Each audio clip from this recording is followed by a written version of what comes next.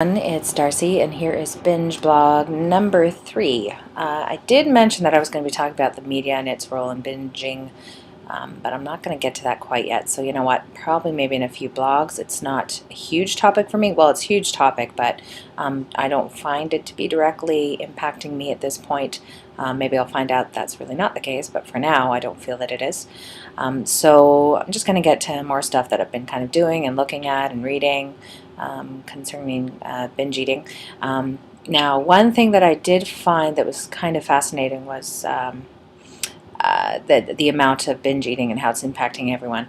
Now, I have an American stat. I don't know about Canadians, but it says that binge eating is now estimated by behavioral scientists, yes, I'm cheating a bit, to be the most common eating disorder affecting 2 to 5% of American adults, and 30% of those are seeking weight control. So at least a third of them are doing it and in the midst of trying to lose weight too.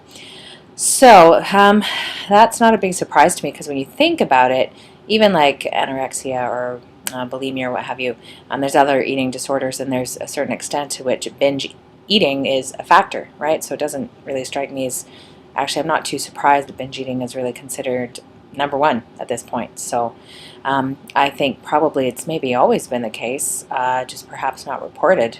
So I'm not sure, but anyway, not entirely surprised, but interesting statistic that I found.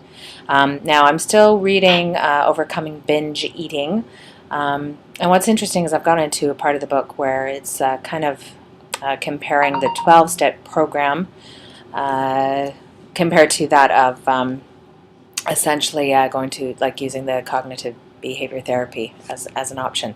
I was considering going to one of the 12-step programs like for Food Addicts Anonymous, and basically the book's kind of describing the, we'll say, I guess, the results from those different forms of self-help, if you will. With the 12-step program, it's a lot about, I've heard as well anyway, it's about abstinence, right? So it's kind of tough to picture like abstaining. Of course, you could abstain from bad foods. You could eat healthy. Simple as that, right? Simple for some people in this world anyway. However, just like when you have issues with food, I mean, you're dealing with all the time. It's like, not to belittle any problems anyone may have, like a drug addict or a alcoholic or what have you, but you don't need to survive with those things. So to cut it out, abstaining, I'm seeing as seeming to be much easier. Maybe that's not the case whatsoever.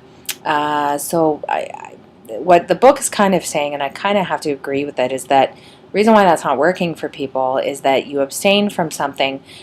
The whole connection with weight loss and dieting is causing the binging, because there's this mentality of the fact that you are cutting out foods you love, right? So depriving, so you get into that, oh, well, I didn't have chocolate all day, so I'm going to have it later on, and then you have way more than you would have had you just kind of been kind to yourself and given yourself a little bit of a treat or something without going crazy, right? So I kind of get that. Another thing that's kind of discouraging is that again, the book has a very good point that weight loss, yes, you need to do it in order to be a healthy person. Sure, I do agree with that, of course, obviously. But the book's saying maybe at this point, if here you are reading this book and binge eating is a problem for you, maybe at this stage of the game, weight loss is not a goal you need to think about right now.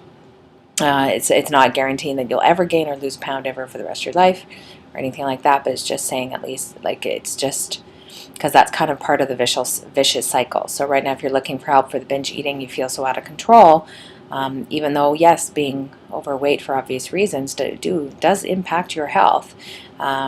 Knock on wood, it hasn't impacted mine other than being exhausted all the time for the most part. But disease-wise, I mean, that's certainly, don't want to go there. So let's get preventative here. I'm trying to be proactive. So again, I kind of get what it's saying, that abstinence might not be the greatest idea for you. However, now there's weight loss, so it's kind of tough. So here I am, and I'm about to contradict myself, because I've just started today. So another thing it recommended, of course, is logging the food you're eating, and also logging your feelings. So it's easy to do. Like, I've got an app, My Net Diary Pro, that I've used, and it's great. And you can scan barcodes at everything of foods. and it's pretty cool. So I'm doing that, but I really do have to force myself to write down the feelings, or especially at least when it will come to a binge. So I've started doing that today. No binge fest yet, knock on wood. So.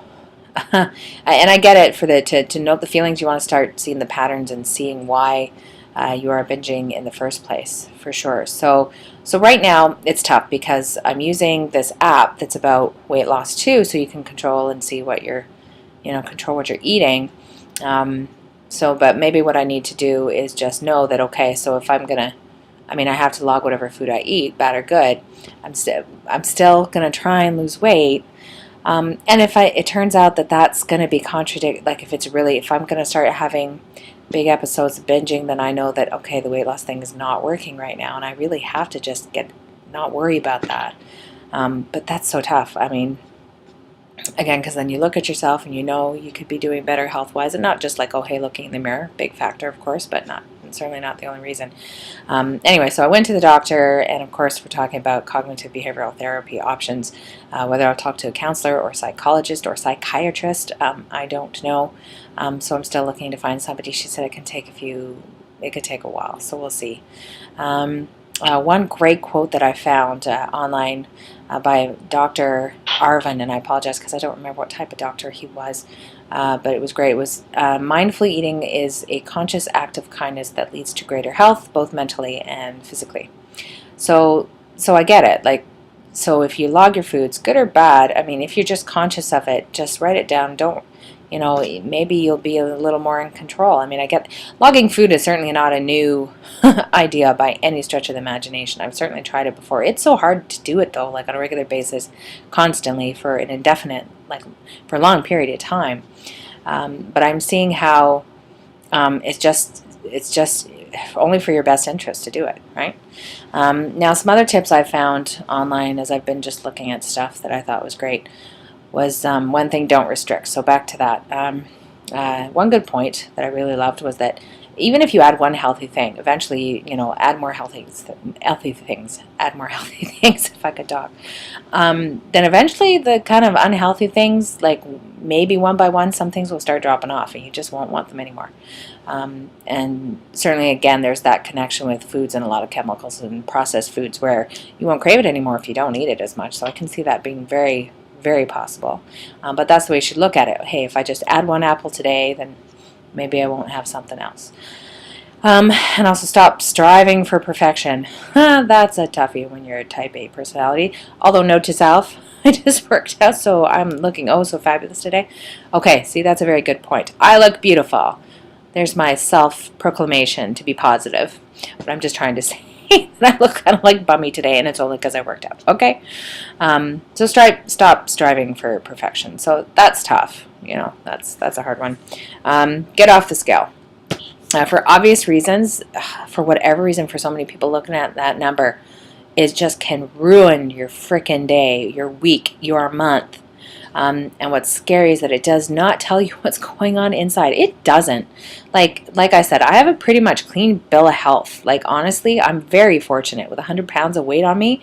I'm asking for something soon, don't get me wrong. But, man, I remember, oh gosh, in my retail days, there were a couple of girls that I remember, and I won't say who you are, that I know. I think they had McDonald's every single day, for lunch and dinner, I think, for even some days. And they were just skinny little things, beautiful girls. But I'm just thinking, oh man, that is going to wreak such havoc for you later on.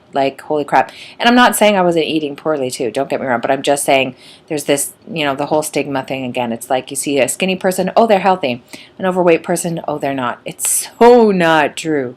So anyway, I'm going to try my best. I can be obsessive. At one point, I weigh myself 2 or 3 times a day, although knowing that every person is going to gain an average 5 pounds every single day, then drops off, then you start over again. That's normal. But I'm going to try, even if it's once a week, I don't know, I'm going to try and start just not looking at it because it's so abusive to myself. Also, another thing is use exercise. So as a means of, instead of weight loss, just think, okay, I'm just going to do it to be stronger. And that makes sense too, because it's oh my gosh, I just don't have the strength like I used to. You do. I'm carrying around 2 kids sometimes. sometimes. So there, got some good back strength, but just strength overall.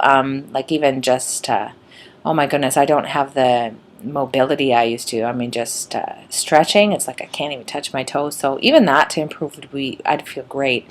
And then the other thing is the self-talk, being positive. For myself, that's very hard. What I need to do is I gotta fake it. I'm gonna have to fake it until I believe it.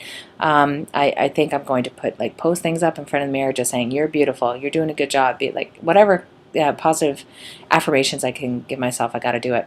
Then finally another quote, and again I can't recall. I need to start writing this stuff down because I'm not giving credit to the authors, which is such a faux pas. Not good. But another quote I loved was that it's not who you are that holds you back, it's who you think you're not.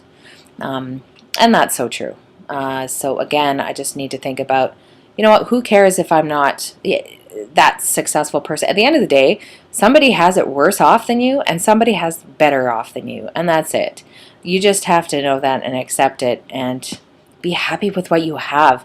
Again, it's just so hard for me to be happy with everything. I want more, and I don't know what made me become this person where I'm comparing myself all the time to, oh, this person has this beautiful house and we have all these renovations we need to do on our house. And I mean, there's so many examples I could use, but that's just very hard for me. So these are the things I'm going to be working on. So this is where I'm at for today. So like I said, I'm going to be logging the foods. I got to get on the feelings. Try to be as positive as possible to myself. By the way, it's very easy for me to be positive about everybody else, but to myself. Yeah, so that's it for today. Until next week, I'll probably do a blog once a week. Is that proper etiquette? Blog etiquette? I'm not sure. I don't think I want to go more crazy than that. And hopefully soon I'll be able to tell you that I have a counselor or somebody that I can talk to with the cognitive behavioral therapy, because I think I need to talk it through, and I think that is how I'm going to be successful in the long run. I have heard rather that it's not that you need cognitive behavioral therapy for the rest of your life, but you need it so it gives you the tools in order to go through all the anxiety and everything that's just causing this harmful behavior. Okay, well that's it. Thanks again for listening. Until next time, I want to say keep fit and have fun. I'm sorry, that's just so the Canadian in me, right? Anyway, but take care of yourself and talk to me anytime.